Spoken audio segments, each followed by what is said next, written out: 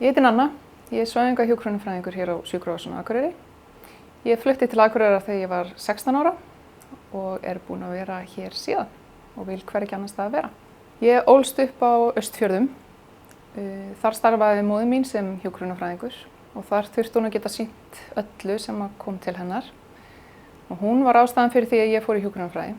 Ég sá mjög snemma að hjúkrunarfræði er mjög fjölbreytt fag og grunnnámi getur opnað dyr að spennandi sérgreinum innan hjúkrunarfræðinnar.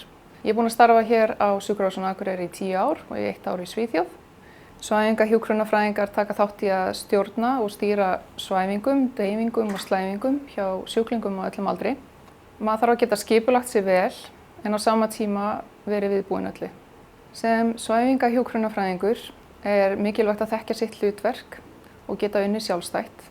En hér á skurðstofunum vinnum við alltaf sem hluti af teymi. Með okkur í teymi er svæfingalæknir, skurðlæknir og skurðstofu hjúkrunarfræðingar og við vinnum saman að því að veita góða þjónustu. Við vinnum markvisst að því að skapa góða samheldna liðsheild og eiga góð samskipti.